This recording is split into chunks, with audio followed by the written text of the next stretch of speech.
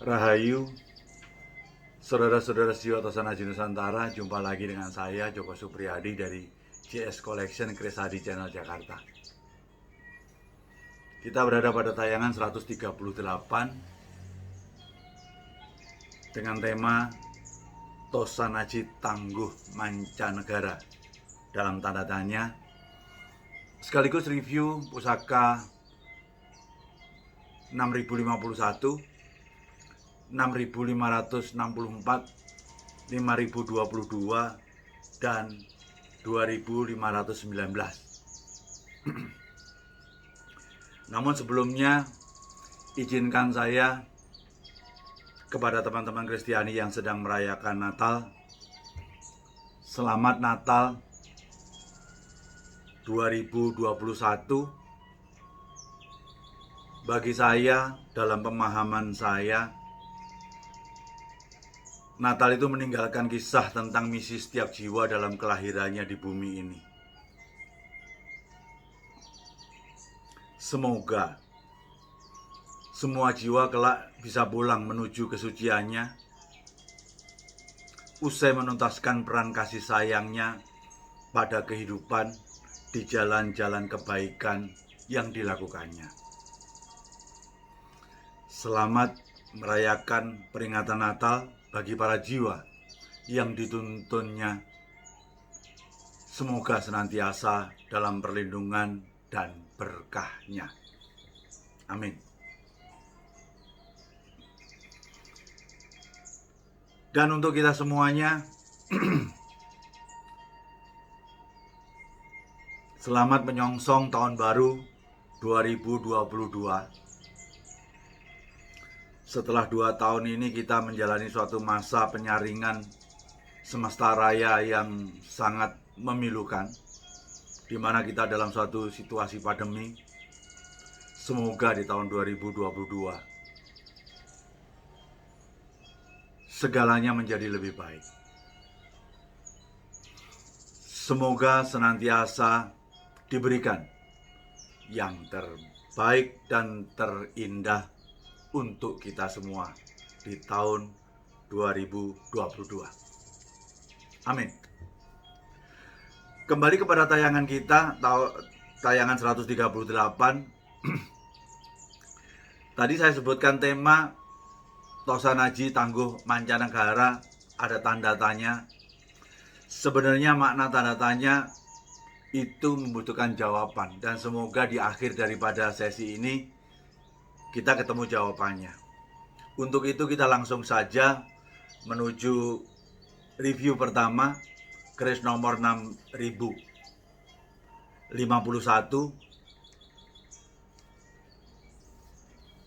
dengan semacam suatu rangka seperti kayak bukan rangka Tosanaji. Yang jelas kayunya menarik, kayu tampusu khas daripada Sulawesi. Mari kita lihat apa yang ada di dalamnya. Ternyata rangka khas ini ada semacam suatu pedang kelengan. Ketika kita lihat di sisi sini ada suatu etsa tipis dengan gambar naga. Di sebaliknya adalah etsa dengan huruf-huruf China. Pedang ini panjangnya 39,8. Nampak kokoh walaupun kecil, tidak terlalu besar untuk ukuran pedang karena di bawah 40. Namun rasanya komponen bajanya lebih dominan, sehingga jenis pedang seperti ini, tangguh saya adalah tangguh pedang Tiongkok. Bajanya sangat luar biasa.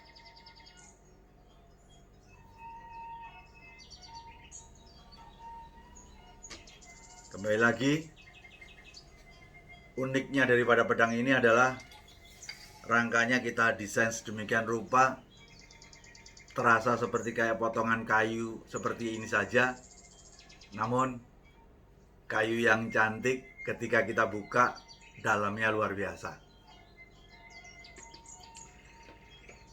Mari kita ke pedang yang kedua. rangkanya kayu dengan tambahan konfigurasi beberapa elemen gading dengan handle besi di warna kuning keemasan. Mari kita coba buka saja apa yang di dalamnya. Ternyata pedang ini panjang, ukurannya 83 cm, hampir 1 meter.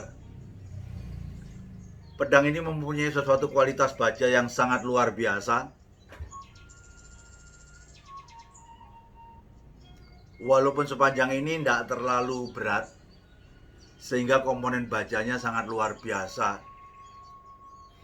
Bagi Anda yang ingin tertarik untuk melihat detail daripada kualitas besinya, silahkan lihat di website dengan nomor keris 6564. Saya menangguh pedang ini adalah pedang khas, pedang kuno Eropa. Dari handle-nya, kalau kita ngelihat bahasa keris itu keruingannya dari bawah sampai atas, dan kualitas besinya sangat luar biasa. Inilah pedang Eropa. Saya melihat ini lebih ke arah pedang untuk tempur. Mantap sekali. Mari kita lanjut pada tayangan yang review yang ketiga, yaitu dengan rangka desain saya yang sangat sederhana dari kayu, namun cantiknya karena dari handle-nya masih original. Kita lihat di dalamnya, ternyata pedang ini mengingatkan kita pada masa kecil waktu film Zorro suka menggunakan model-model pedang seperti ini. Pedang ini adalah pedang dengan panjang 72,7 cm, dan uniknya pedang ini berbesi budo, berbesi kabudan. Sekali lagi, besi kabudan itu bukan penanda Budanya, tapi kesepakatan istilah daripada kita orang-orang yang ada di Tosanaji, yang ketika besi yang seperti ini kita sebut sebagai besi kabudan. Bagi saya ini saya tangguh untuk pedang Eropa juga. Namun bedanya dengan sebelumnya, kalau sebelumnya adalah merupakan suatu pedang tempur, bagi saya ini seperti kayak pedang komando. Sehingga rasanya ini tempat dipergunakan oleh mereka-mereka sebagai semacam sesuatu pimpinan pertempuran, karena ini bisa menjadi suatu komando pergerakan daripada pasukan. Jadi pedang yang ketiga yang saya review ini adalah pedang dengan nomor 5022 dan berbesi kabudan. Sepertinya ini adalah pedang komando.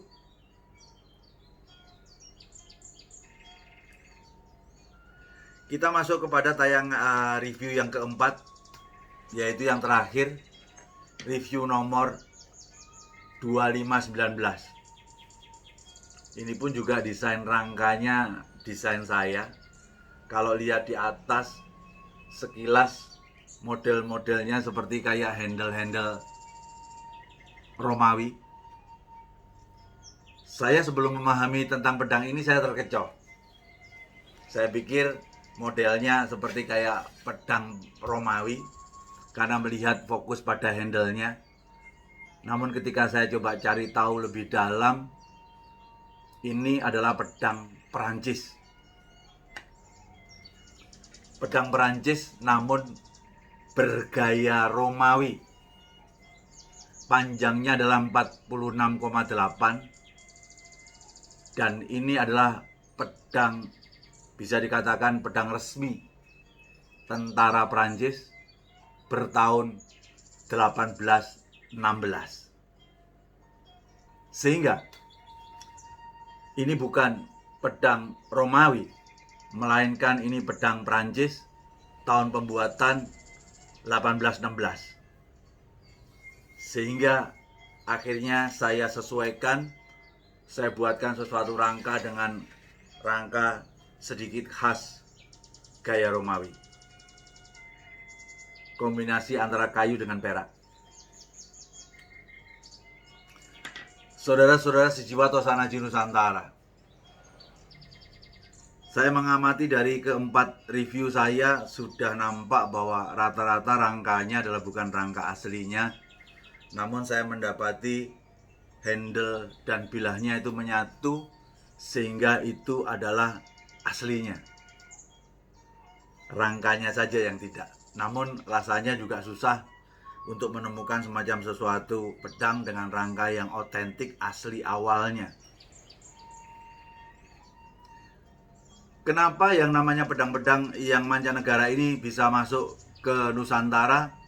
Saya pikir kita sama-sama tahu bahwa penyebaran daripada perpindahan Tosanaji mancanegara itu bisa terjadi karena peperangan, bisa juga terjadi karena perdagangan. Sehingga dua hal itulah yang utama yang membuat terjadinya semacam suatu perpindahan Tosanaji dari suatu tempat ke tempat yang lainnya. Dan dari review saya nampak bahwa mayoritas semuanya itu adalah berbentuk kelem, dengan komposisi baja yang lebih dominan, sehingga tidak ada tujuan yang lain Tosanaji tadi dibuat kecuali untuk urusan pertempuran, berarti sebagai senjata. Saya pernah membuat suatu tayangan juga untuk mengingatkan bahwa tidak semua Tosanaji Nusantara itu adalah pusaka menurut saya. Ada sebagian banyak, terutama pedang dan tombak, ternyata juga untuk tujuan tempur. Juga ada untuk perkakas rumah tangga masa lalu, yang seperti itu saya diskualifikasikan dari Tosanaji karena menurut saya secara etikat niat dari awalnya lebih ke arah untuk senjata tempur. Hal serupa seperti yang kita baru saksikan, yaitu yang terkait dengan masalah Tosanaji mancanegara tadi. Sehingga akhirnya karena kebanyakan komponen bajanya lebih dominan dan secara etikat niat dibuat untuk tujuan tempur, sehingga pada kesimpulan untuk menjawab pertanyaan apakah Tosanaji mancanegara layak disebut sebagai Tosanaji, karena Tosanaji adalah tosan adalah wesi aji. Ajinya wesi itu bukan hanya dari secara fisikal benda seninya, tapi ada aspek esoterinya. Sehingga dari gambaran sebelumnya tadi, ya saya minta maaf kalau menurut saya pedang-pedang di atas itu bukan saya kategorikan dalam bentuk Tosanaji, namun sebatas benda seni masa lalu mancanegara. Terus, apa definisi daripada Tosanaji? Sebenarnya secara Tosanaji itu definisinya adalah mengandung dua aspek utama, yaitu aspek eksoteri sebagai benda seni, esoteri sebagai aspek intangible yang tidak nampak kepada barang tadi. Dan perlu Anda ketahui, barangkali beberapa teman yang masih baru belum paham tentang tanggal 25 November 2005 kemarin, UNESCO memberikan semacam sesuatu proklamasi bahwa keris itu dianggap sebagai warisan dunia. Namun jangan sampai salah kita.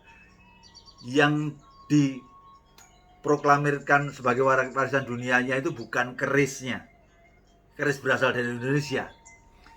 Yang diproklamirkan itu adalah aspek keris dari aspek intangible asetnya, kalau itu dari Indonesia. Sehingga kalau kita bicara intangible asset, sesuatu yang tidak bendawi, yang tidak nampak, sebenarnya yang dihargai oleh UNESCO adalah dari aspek ritual-ritual proses pembikinan Tosanaji, acara-acara yang dikaitkan dengan Tosanaji, entah itu pameran, entah itu skatenan, entah kira pusoko dan lain sebagainya. dan termasuk di dalamnya dari aspek yang kita sebut dengan filosofi Tosanajinya. Disitulah yang dianggap oleh UNESCO sebagai suatu yang unik khasnya Indonesia, yang akhirnya keris diproklamirkan sebagai warisan budaya dunia 25 November 2005 oleh UNESCO. Namun titik beratnya lebih dari aspek intangible asetnya. Balik lagi kepada urusan Tosanaji tadi. Bagi saya Tosanaji harus melingkupi dua hal. Harus ada aspek eksoterinya, harus ada aspek isoterinya.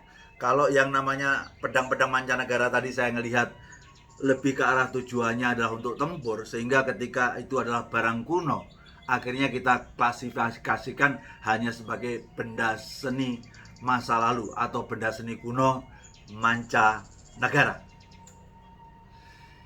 Demikianlah apa yang bisa saya paparkan pada tayangan 138 ini. Semoga bermanfaat. Kalaupun ada beberapa teman yang memandang beda dengan cara pandang saya, sekali lagi, perbedaan itu sesuatu yang indah. Tidak ada masalah. Harapan saya, teruslah belajar Tosanaji. Bukan untuk menjadikan diri kita seorang ahli, hanya untuk membuat tambahnya rasa cinta kita kepada budaya Tosanaji. Rasa cinta itu akan menjadi mewujud untuk kita bisa memiliki Tosanaji. Diharapkan ada suatu perubahan dari aspek tingkah laku kita, di mana karena di dalam Tosanaji ada unsur isoteri filosofisnya yang adiluhung dari nenek moyang kita. Diharapkan ego diri pribadi kita pun juga akan menurun. Sehingga bagi saya ukuran seseorang belajar berkeris itu bukan dari aspek keahliannya mengetahui keris, namun lebih ke arah parameter ukuran turunnya ego seseorang karena dia sedang menghargai benda pusaka nenek moyangnya sebagai perwujudan bumi yang dipijak, langit yang dijunjung. Disinilah kita berada, langit Nusantara inilah yang kita junjung. Walaupun sebatas budaya sub aspek Tosanaji, itu lebih baik daripada tidak menjunjung langit Nusantara sama sekali sebagai bagian daripada dharma kehidupan kita. Kenapa kita terlahir di Nusantara ini. Jayalah budaya Tosanaji Nusantara. Pastikan budaya ini menjadi tuan rumah di negeri sendiri. Kalau bukan kita, siapa lagi? Kalau tidak sekarang, kapan lagi? Keterbatasan dalam satu kehidupan kita harus pastikan adanya suatu dharma atas peran kenapa kita terlahir di bumi Nusantara ini. Rahayu, rahayu, rahayu, sagung dumadi. Nuwun. Pedang komando Eropa berbesi kabudan, nuansa bajanya lebih dominan. Inilah ciri khas dari pusaka-pusaka atau Tosanaji atau benda seni kuno mancanegara. Terima kasih.